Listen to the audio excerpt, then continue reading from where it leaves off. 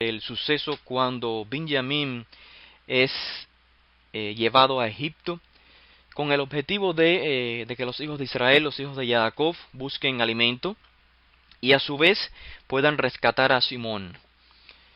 El contexto, repito, es corto, el texto es corto, pero estoy seguro que contiene mucha profundidad y por esto es que se trata de la Torá.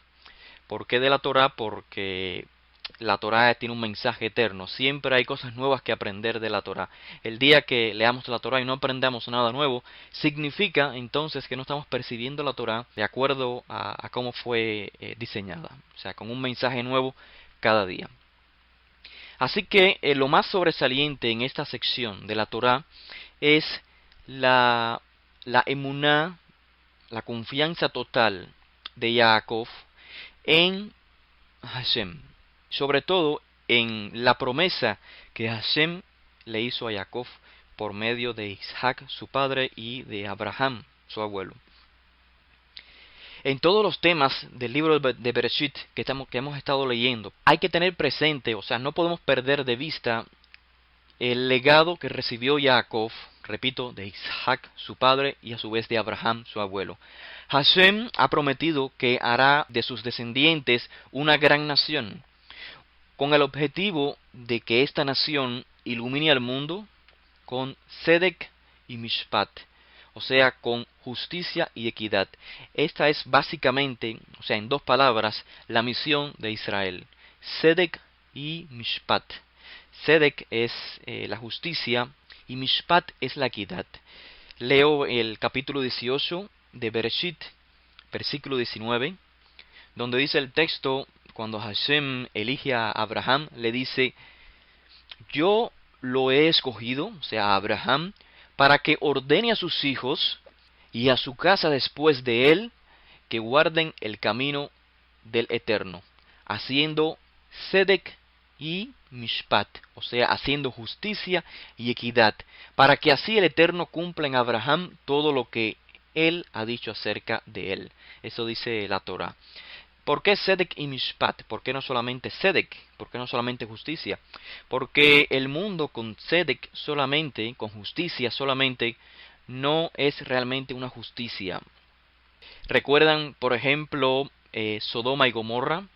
En Sodoma y Gomorra, que es la misma época de Abraham, había solamente justicia, o sea, Tzedek, la justicia ciega. ¿En qué sentido? En el sentido egoísta. ¿En qué sentido? En el sentido en que lo mío es mío y lo tuyo es tuyo. Cuando, o sea, Sodoma y Gomorra se caracterizaba no tanto por las abominaciones en el contexto sexual, sino en la manera de conducirse en relación a los otros seres humanos. O sea, cuando llegaron los Malachim a destruir a Sodoma y Gomorra, que se hospedaron en casa de Lot, el problema que aconteció no era tanto en relación con que querían tener intimidad con aquellos varones, sino más bien porque ¿qué hacen ellos hospedados? O sea, en Sodoma y Gomorra no puede haber hospedaje para nadie. Cada quien debe tener su casa, y esto es Tzedek. Es una justicia ciega, una justicia egoísta. Quizás en el libro de la Torá no percibimos todo este contexto, pero en las palabras de los profetas sí se nos habla de Sodoma y Gomorra en un contexto de egoísmo. Así que en este mundo, en esta generación que está viviendo Abraham, a él se le ordena que además del Tzedek, de la justicia, se implante Mishpat. Mishpat es la equidad, porque no puede haber una justicia completa si no hay equidad. Es decir, si no se valora la segunda parte en un juicio, si no se valoran las dos partes, realmente no hay una justicia. Cuando en un juicio solamente se valora al damnificado o al rico, no hay una justicia. Tiene que haber equidad. Así que esta es la misión de Abraham y de los hijos de Abraham. Y no podemos perder de vista que esta es la promesa entregada a Abraham en todo el libro de Bereshit. Cada acontecimiento en el libro de Bereshit debemos de tener este principio claro. Para Jacob, el nieto de Abraham, su hijo Yosef era aquel, como él llamaba, Ben Tzekunim, o sea, el hijo que seguía la misma línea del padre, de los antepasados, de los ancestros, que había crecido con esta promesa, y él había creído en esta promesa que Hashem había hecho a los patriarcas. Pero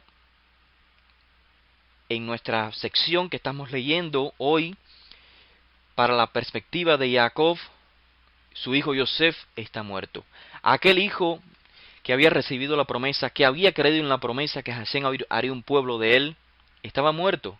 La promesa casi que se había desvanecido.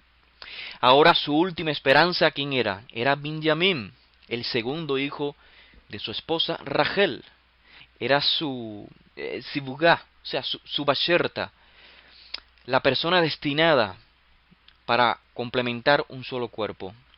Si Benjamín ahora le proponían a Yosef que él tenía que ser llevado a Egipto para poder sobrevivir de la hambruna, esta fue una decisión seguramente difícil para Jacob. Imagínense con todo este contexto que les he dicho. Quizás Benjamín era el único hijo en el cual Jacob percibía que tenía una esperanza. A pesar de que Yosef había muerto, entre comillas, Jacob percibía en Benjamín, su segundo hijo con Rachel, otra esperanza, la esperanza de que la promesa hecha a los patriarcas se llevara a efecto. La falta de liderazgo espiritual por parte de Yehudá era un pesar para Jacob.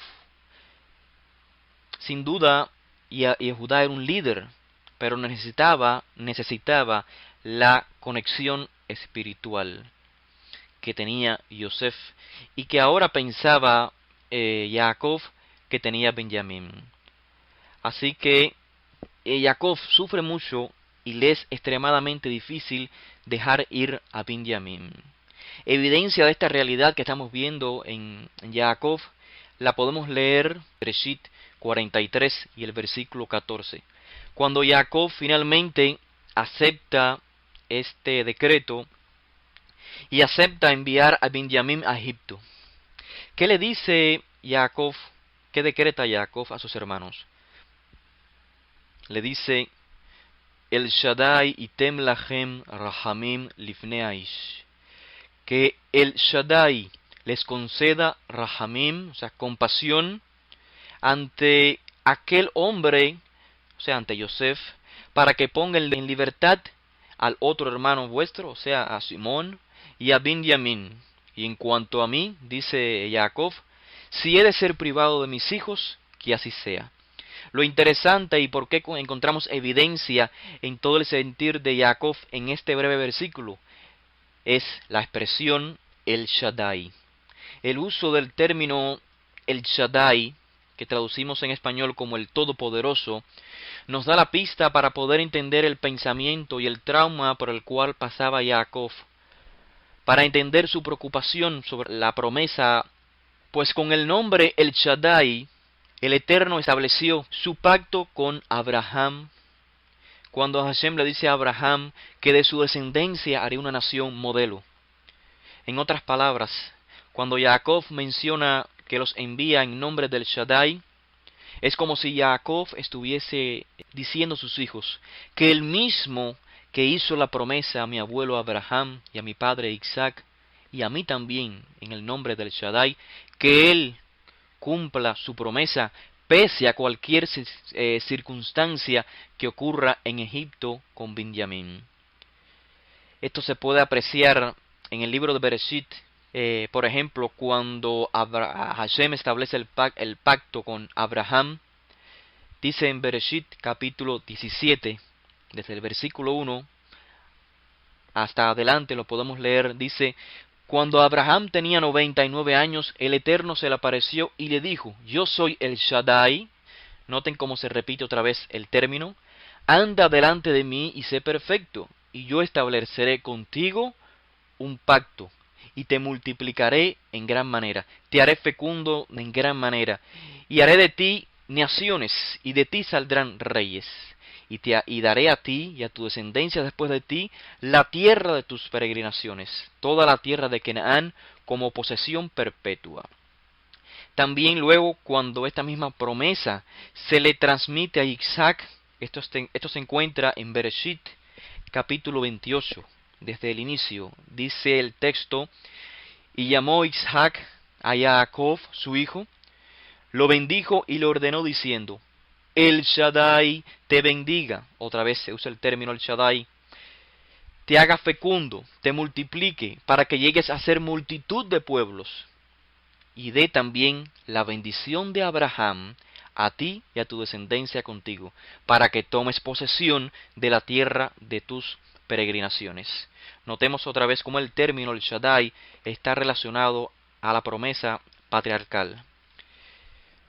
Finalmente leemos en el capítulo 48 y el versículo 3, donde dice que Jacob dijo a Yosef: El Shaddai se me apareció en luz en la tierra de Canaán y me bendijo. O sea que siempre vamos a encontrar que el término el Shaddai, y no solamente en Bereshit, sino en Shemot, siempre el término el Shaddai está relacionado con la promesa de los patriarcas. Notemos por un momento las palabras que están escritas en Shemot, del libro de Éxodo, capítulo 6. Dice: habló Elohim a Moshe y le dijo: yo soy el Eterno, y me aparecí a Abraham, a Isaac y a Jacob como el Shaddai. Concluimos entonces hasta aquí entendiendo la preocupación de Jacob con enviar a su hijo Benjamín a Egipto, y el por qué cuando decide enviarlo se protege o se encomienda en el nombre de El Shaddai, o sea, aquel que hizo la promesa de nosotros se haría un pueblo, que él mismo esté con ustedes y les muestre misericordia. Por otra parte, analizando a Yosef,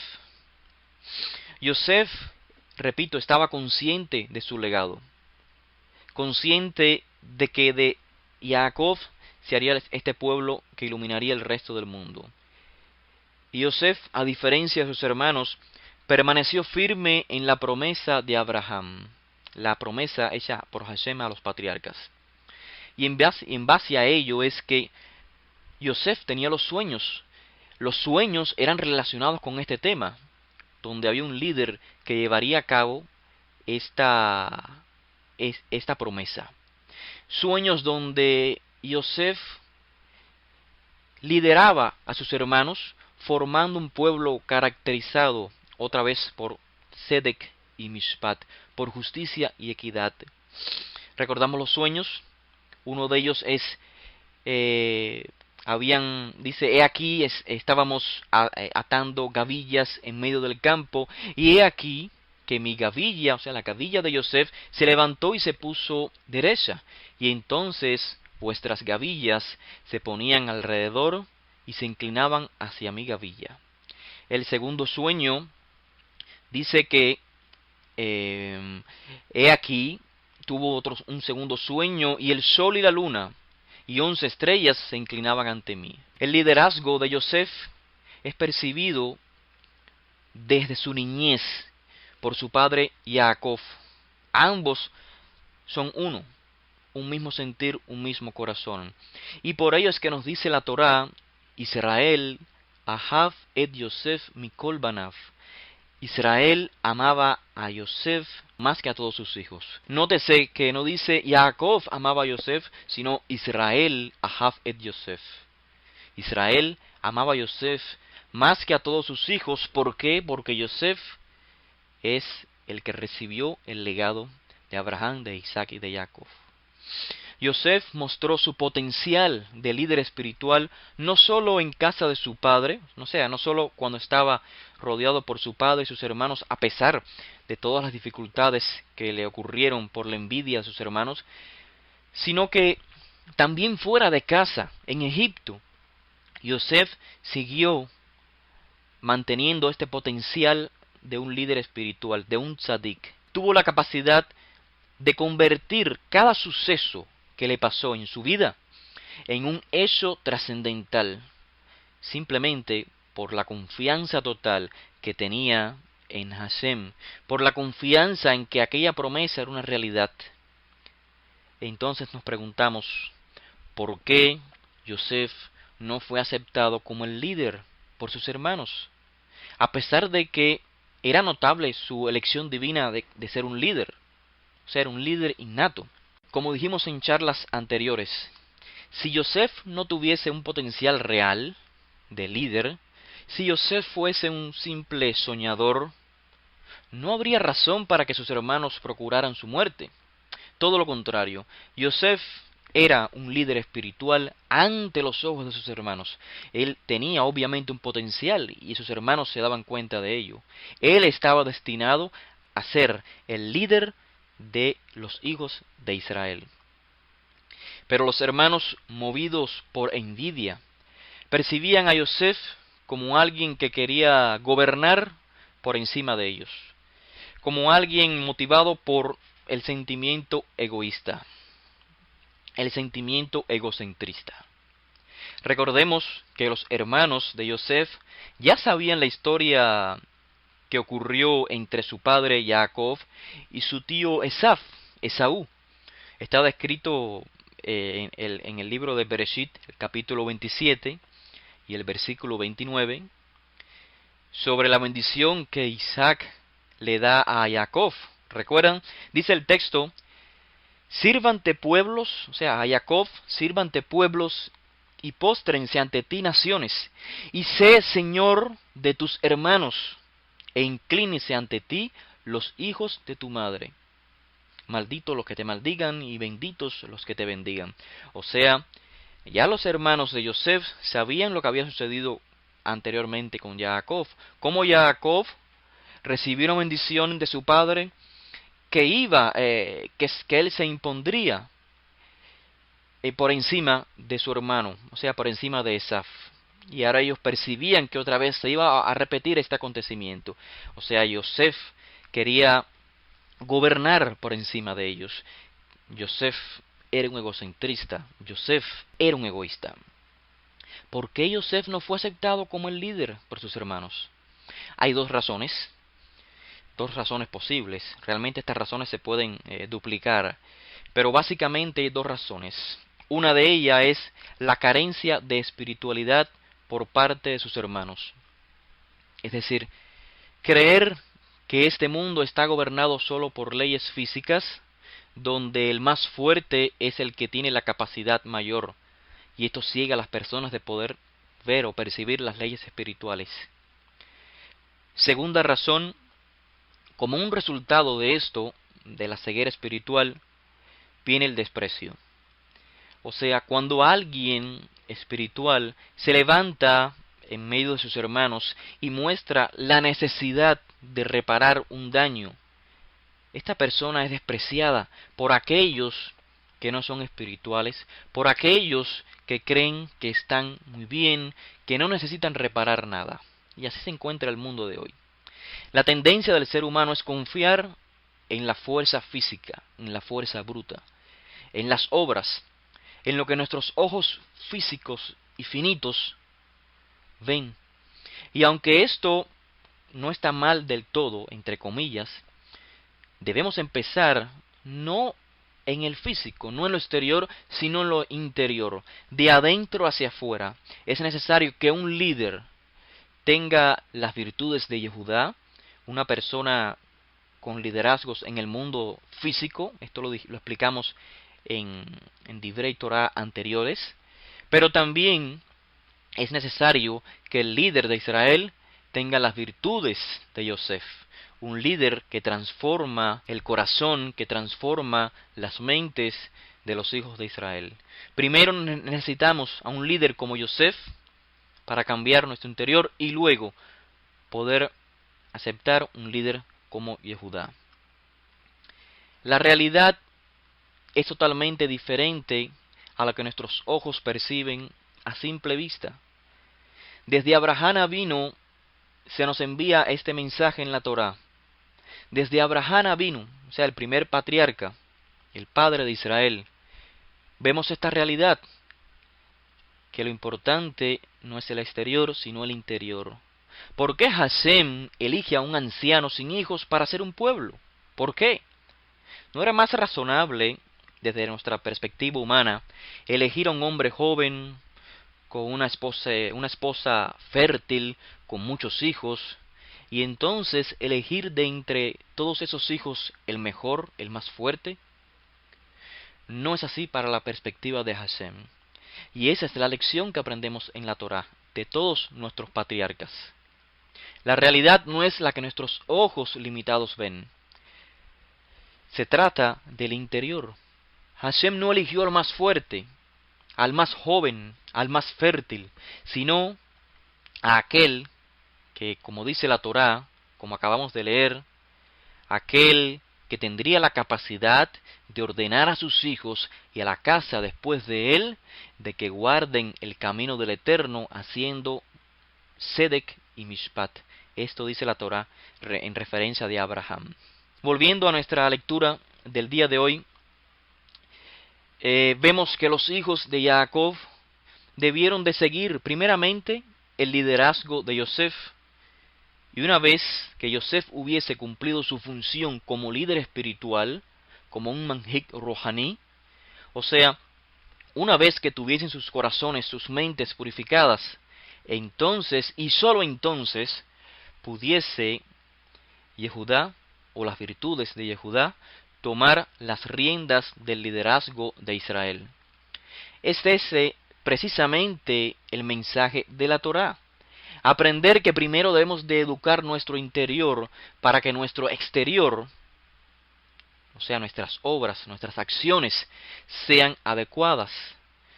El ser humano no actúa por un impulso exterior, sino todas nuestras acciones se deben a un deseo interior. El más mínimo hecho que hagamos, el simple hecho de levantarnos de una silla, de tomar agua, son impulsados por un deseo interior. Estamos cansados de estar sentados, nos ponemos en pie. Y esto lo decimos todos los días de nuestra vida. No decimos toda la mañana Shema Israel, Hashem Elokeinu, Hashem Echad, y después nos dice Ve'ahavta et Adonai Elohecha bechol levavcha ubechol nafshecha ubechol meodeja. Es decir, primero tienes que servir a Hashem bechol levavcha, con todo tu corazón, y después finalmente como un resultado bechol meodeja. Como un resultado son tus fuerzas. Así que el sistema funciona, el sistema de Hashem funciona de adentro para afuera y no de afuera hacia adentro. Comprendiendo el alto grado de conciencia que tenía Yosef por haber recibido la promesa de que de él saldría un pueblo, o sea, de los descendientes de Jacob saldría un pueblo, es que podemos comprender la razón por la que aún Yosef, teniendo un papel súper importante en Egipto, no le informa a su padre Jacob lo que han hecho sus hermanos. De lo contrario, si Yosef le hubiera informado a Jacob lo que hicieron sus hermanos, seguro que Jacob hubiese maldecido a sus hijos, y esto sin duda hubiese tenido efectos irreparables para la naciente nación de Israel, o sea, en referencia a la promesa hecha a Abraham. Y Yosef lo que hace es preparar un plan, un proceso a través del cual haya una reparación de los daños ocurridos en la familia, una reparación de los daños sin que más daño se haga a la familia, o sea, un proceso de teshuvah. Bien, Benjamín entonces se nos presenta en la Torá como el segundo Yosef, el hijo de Rachel.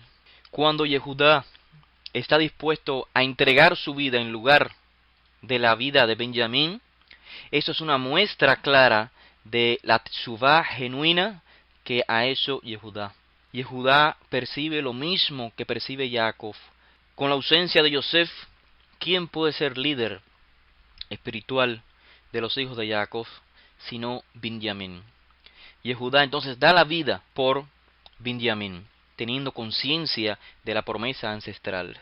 Es sólo entonces cuando Yosef puede darse a conocer ante sus hermanos, ante aquellos que ya han hecho teshuvah. Como ya dijimos, Yosef fue destinado a ser el manhik rohani, el líder espiritual, aquel líder con el objetivo de lograr un cambio interno en los hijos de Israel. Pero los hermanos dijimos que no lo siguieron. Los hermanos toman el camino de Midat Hadin, el camino de la severidad, actúan con severidad, y debido a ello es que los hijos de Israel terminan o van a parar a Egipto. De lo contrario, si los hijos de Jacob, los hermanos de Yosef, hubiesen elegido el camino de Midat Rahamim, el camino de la compasión, de la verdad, de la bondad, hubiesen escuchado a Yosef, lo hubiesen recibido como el líder por decreto divino, las cosas hubiesen sido diferentes.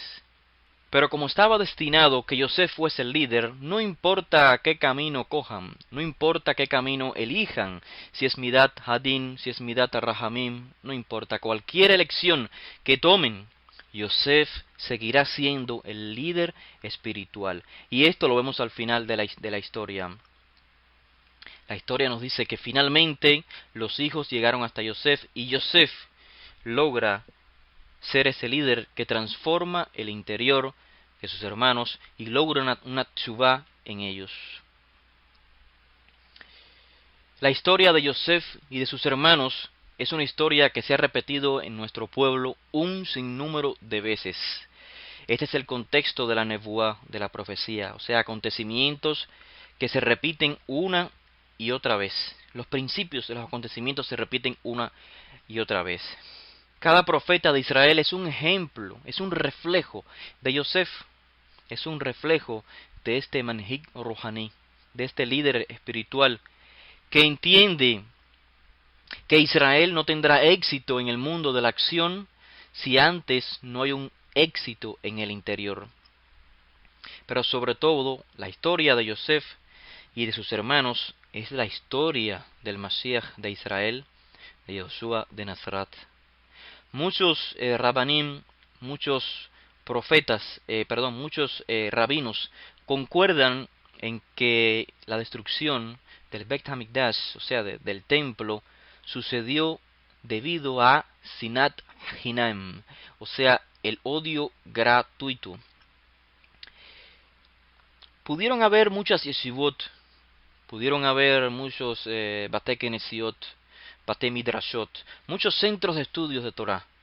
Pero nos dicen los rabanim, los rabinos, que no había Ahavat Israel. No había el amor por el prójimo. No había anavá, no había shiflut. O sea, no había esa humildad. Además del amor por el hermano, por el compañero, por el prójimo. No había esa humildad en el sentido de reconocer la posición que cada uno tenemos. Reconocer que hay líderes y que hay otros que no son líderes. El Mashiach primero desarrolla un papel de líder espiritual, con la misión de transformar el interior del pueblo de Israel. Pues primero debemos de cambiar nuestro interior, de lo contrario sería vano si queremos una paz mundial. ¿Cómo podemos decir que el Mashiach no ha venido y no hay una paz mundial cuando nosotros no estamos obedeciendo la Torá del Mashiach? La Torá que trae paz, una paz interior que luego se transforma a través de nuestras acciones en una paz mundial. ¿Cómo queremos una paz mundial si no hay una paz interna? Volveríamos sin duda a construir una torre de Babel. Volveríamos al caos si no hubo una transformación interna.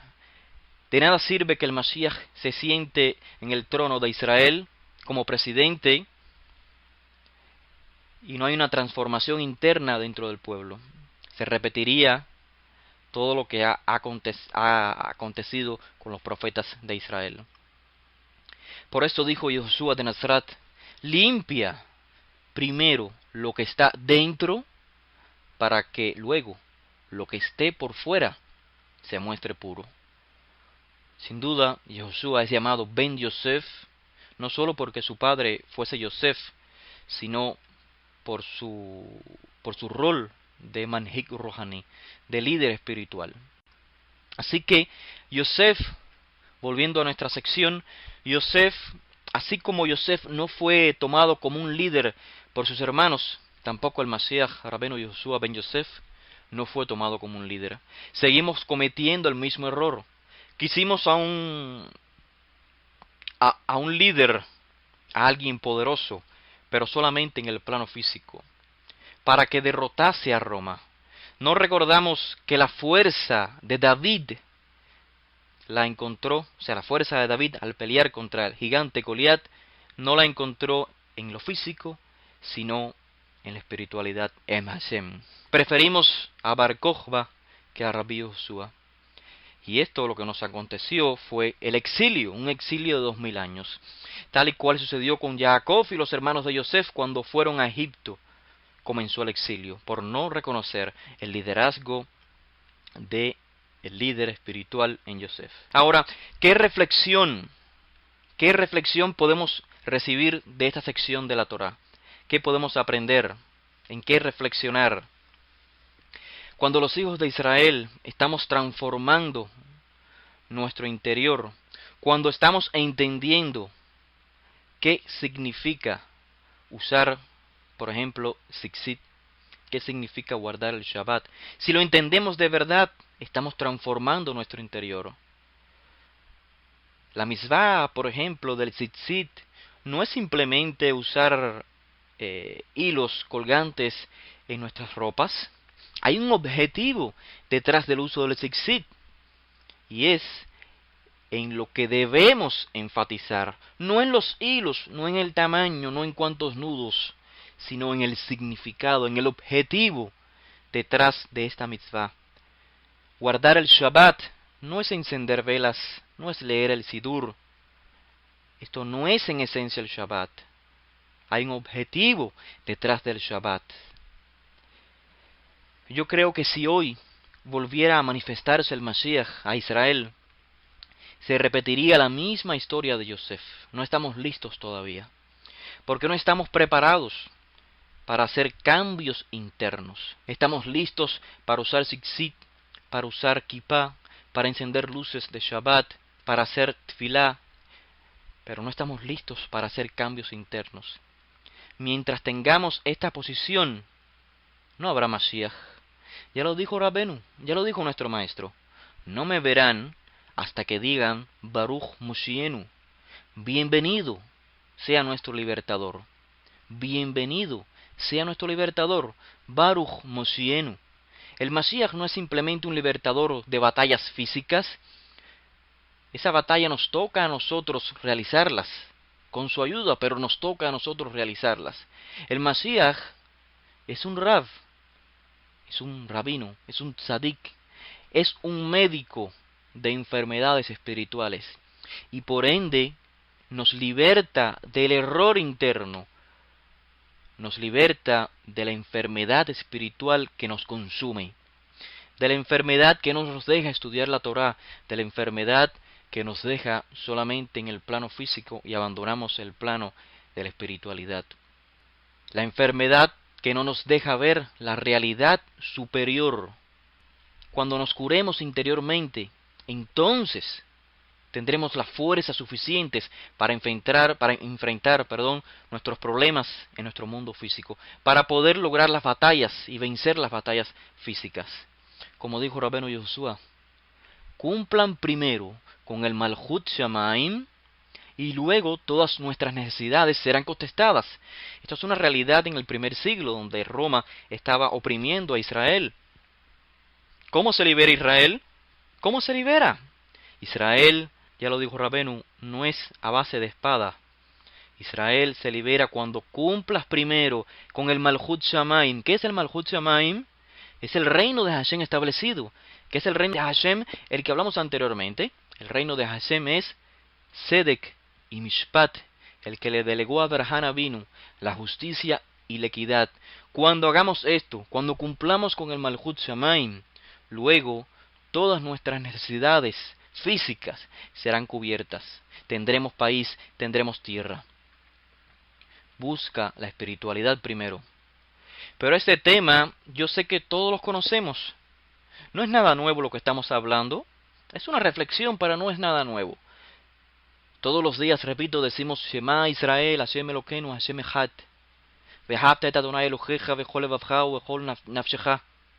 Ubejol me odeja. O sea, decimos, Hashem, nosotros te queremos servir con todo nuestro corazón. Primero, cámbianos en el corazón y luego que nuestras acciones sean un reflejo, o sea, que toda nuestra fuerza sea un reflejo de lo interior.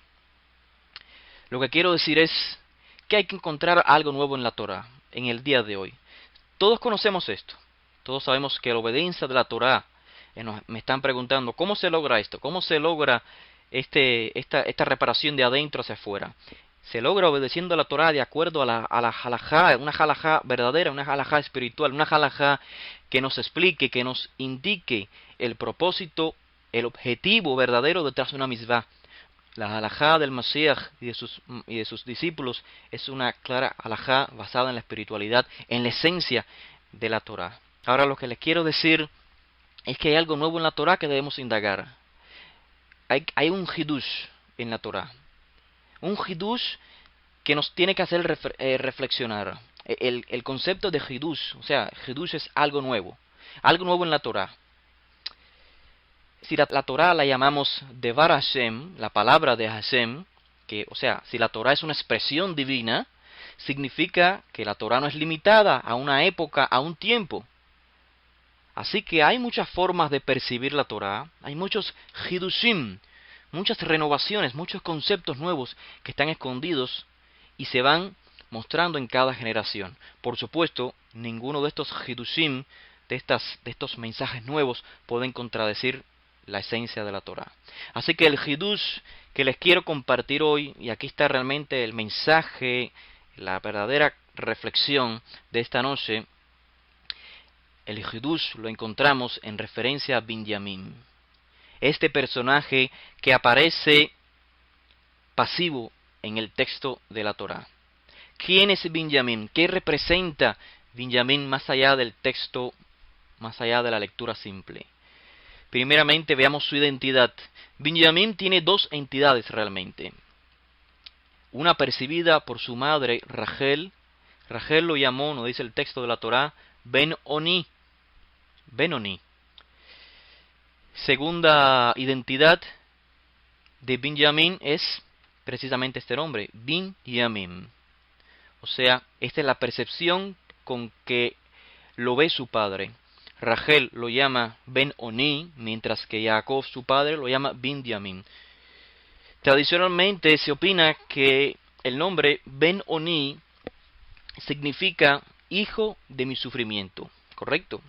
En todas las traducciones al español, en casi todas, esto es lo que aparece. Ben-Oni significa hijo de mi sufrimiento, hijo de mis problemas.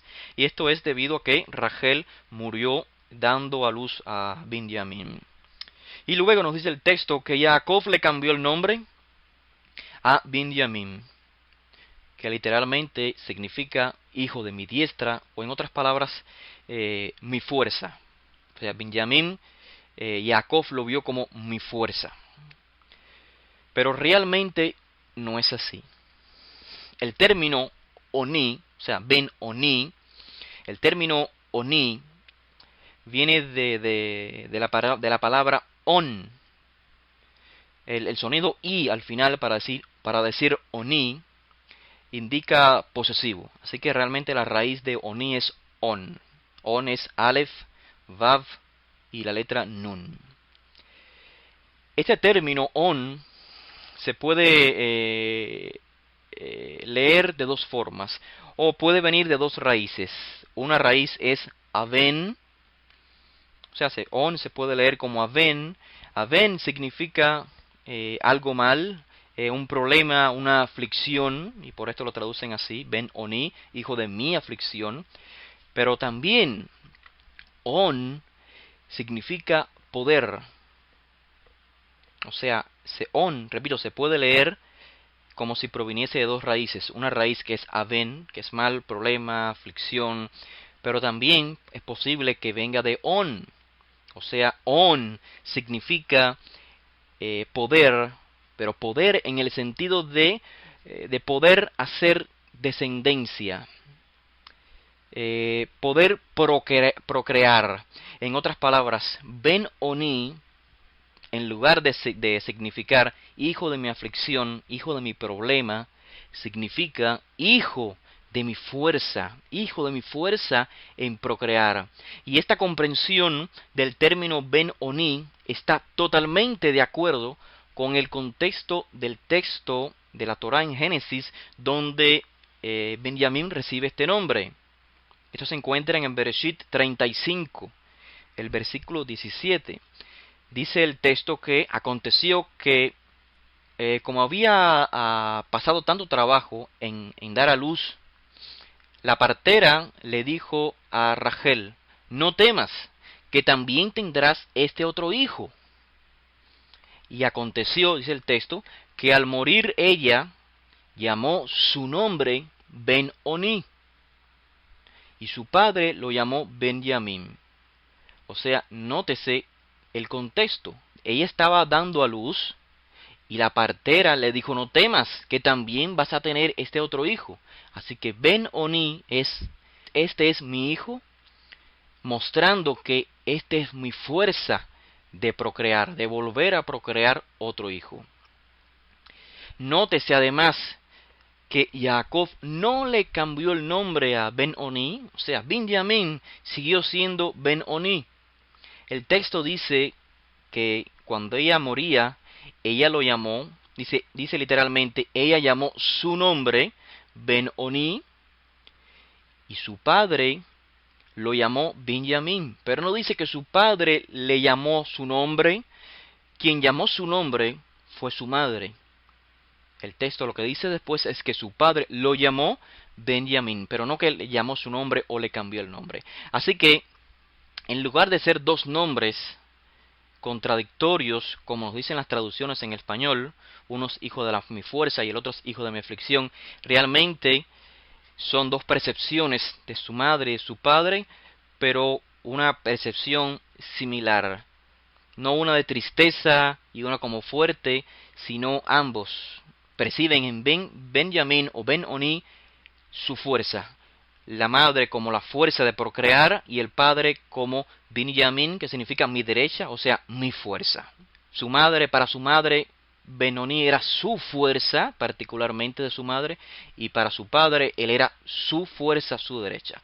Así que, sin duda, cuando leemos esto, volviendo al tema de quién es Benjamín en el texto de la Torá, sin duda, percibimos que Benjamín tiene un gran destino reflejado en su nombre. Sabemos que el nombre no es nada más que una realidad de quién es esa persona. Sin duda, Benjamín tiene un gran legado, pues él es la fuerza de su madre, él es la fuerza de su padre. Pero cuando leemos la historia, vemos, o sea, la historia que estamos leyendo en el día de hoy, vemos que Benjamín es un personaje pasivo. Benjamín no habla. El texto de la Torá no dice que Benjamín habló. ¿Qué dijo Benjamín antes de presentarse a Yosef? Benjamín hizo lo que su padre dijo. Benjamín no habló. Benjamín va y viene. Benjamín no habla. Parece entonces todo lo contrario de su legado, de ser la fuerza de su padre y de su madre. Seguro que no. Seguro que no es lo contrario. Seguro que Benjamín hablaba, que Benjamín decía, que Benjamín pensaba, que Benjamín hablaba con su padre, decidía con su padre, pues era la fuerza de su padre. Pero la Torá nos está enviando un mensaje eterno. Y la Torá nos presenta a Benjamín como alguien pasivo. La Torá nos dice que el papel que está jugando Benjamín en la última prueba con Yosef es repetir la vida de Yosef en sus hermanos. Repetir el suceso de la vida de Yosef. Yosef pone a Benjamín ante sus hermanos como alguien que tiene culpa por haberse llevado la copa, por haber robado aparentemente. Yosef hace que Benjamín, a pesar de que es una persona inocente, es un tzadik, aparezca como alguien con culpa, para que sus hermanos vuelvan a ser probados como fueron probados con Yosef. Se nos presenta a Benjamín entonces como Yosef otra vez, como ese medio hermano que abandonamos, pero ahora otra vez nuestro medio hermano está en problemas ¿Lo abandonamos o no lo abandonamos? Benjamín entonces es la imagen de Yosef, pero visto desde otra perspectiva. Reviviendo Yosef otra vez más. Yosef es el tzadik que, así como Benjamín, grandes tzadikim, por decreto divino, no había falta en ellos, no habían cometido faltas. Pero la Torá nos presentó a Yosef desde el lente de sus hermanos, o sea, como alguien que quería robar el liderazgo, alguien que quería tomar el liderazgo, alguien habilidoso, alguien egoísta, alguien egocentrista. Pero Benjamín, que es igual que Yosef, hijo de la misma madre, la Torá nos dice que sus hermanos lo percibían como alguien pasivo. Es el mismo Sadik, es el mismo hijo de la madre, se parece a Yosef, pero para su perspectiva de sus hermanos era pasivo. Así que se le presenta otra vez la prueba, y esta vez pasan la prueba victoriosamente. El Sadik Benjamín mereció que en su territorio se construyera, una vez que llegaran a Israel, se construyera el Beit HaMikdash, el templo. Y ninguno de sus hermanos lo envidió, al contrario, lo defendieron. Pero no fue así con Yosef. Pero en esta segunda oportunidad actúan de forma diferente. Hablamos en días anteriores sobre Midat Hadim y Midat Harahamim, sobre los atributos de severidad y los atributos de compasión y bondad, dos leyes que imperan en nuestro mundo. Y se nos enseña que así como midamos a los demás, así seremos medidos. Con la misma medida, o sea, con la misma actitud que actuemos hacia los demás, así se nos va a retribuir. Así que vemos que Yosef fue juzgado por sus hermanos ¿con qué? Con Midat Hadim, con severidad. O sea, este se cree el Sadik, este nos quiere gobernar, este se cree el mejor de todos. Cuando en realidad, si leemos la Torá, Yosef solamente tenía sueños. Yosef no se presentaba como alguien activo, alguien que quería robar posiciones en ninguna manera. O sea, Yosef, así como Benjamín, eran pasivos. Eran sus hermanos los que deliraban con que Yosef quería gobernarlos. Y siendo él un tzadik, cargó la culpa de ellos, o sea, sufrió como un tzadik nistar. Un tzadik nistar es un tzadik secreto, un justo, que nadie conoce, pero es un tzadik ante los ojos de Hashem. Y de esta manera que sufrió, logró asegurar la redención para Israel, porque gracias a los sufrimientos de Yosef, se logró que su familia no muriera de hambre una vez que Yosef llegó a Egipto a través de muchos sufrimientos. Sus hermanos, los hijos de Israel, no tomaron en cuenta su sufrimiento, lo vendieron sin importarle, sino que hasta que se encuentran con Benjamín, recapacitan.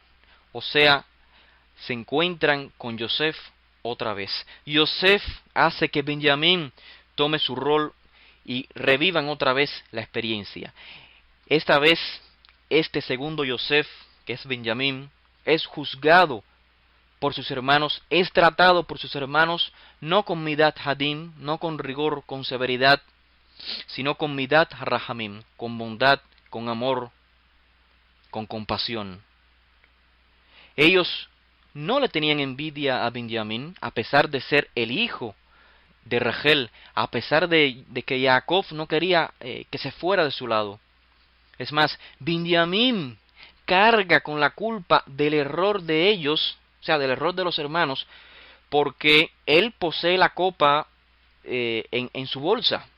Realmente sus hermanos no tenían culpa, la culpa la tenía solamente Benjamín.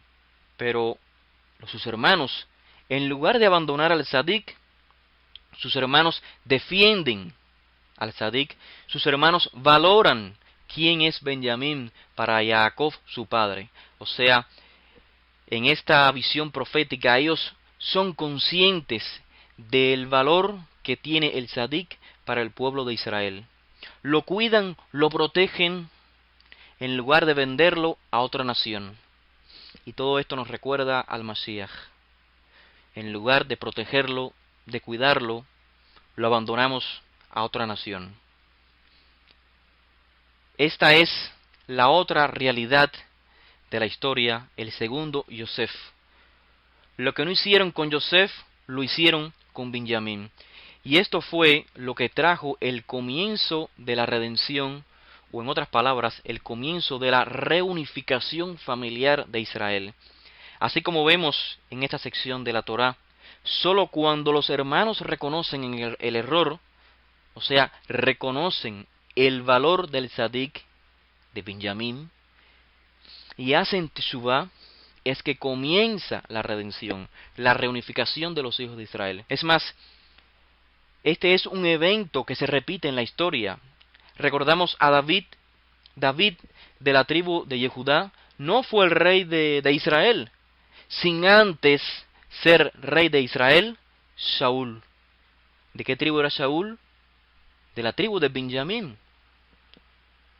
Lo mismo sucede en nuestra sección de la Torá.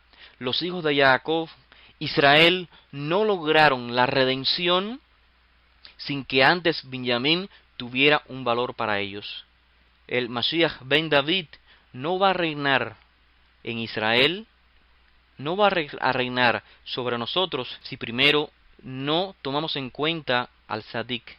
Que Hashem nos ilumine y nos ayude para poder percibir a los guías espirituales de Israel, a los verdaderos guías, aquellos que son discípulos de Yosef al-Tzadik, de Benjamín al-Tzadik, y que cada uno de los miembros de Israel podamos hacer nuestro máximo esfuerzo por transformarnos interiormente, por reconocer al Tzadik Amiti, reconocer al verdadero guía espiritual, aquel que nos proyecta la Torá como un medio de transformación desde adentro hacia afuera.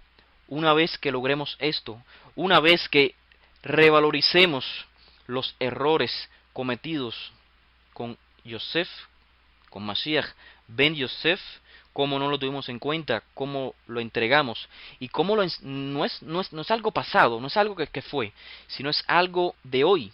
Con nuestras actitudes no estamos valorando realmente la vida del Mashiach. Decimos que somos sus discípulos, pero ¿qué estamos haciendo sobre eso? No estamos valorándolo. Así que hasta que no valoremos al verdadero Tzadik, y hoy no tenemos al Mashiach entre nosotros, así que este Benjamín que representa al segundo Yosef, o la imagen a una segunda oportunidad, es igual la segunda oportunidad del Mashiach. Aunque no está presente, aunque Yosef no estaba presente para la vista de sus hermanos, y sí lo estaba Benjamín, que era una figura de él, igual para nosotros no está presente para nuestros ojos, y estoy diciendo para todo Israel. El Mashiach sí está presente su imagen, la imagen del Tzadik, que es Benjamín. Si primero Israel no pasa por Benjamín, si primero no pasamos por Shaul, de la tribu de Benjamín, no vamos a lograr al Mashiach ben David. Pasar por el rey Shaul significa comprender que hicimos una mala elección, que elegimos por Bar Kokhba, por el rey fuerte, y no por el Manjik Ruhani, no por el líder espiritual.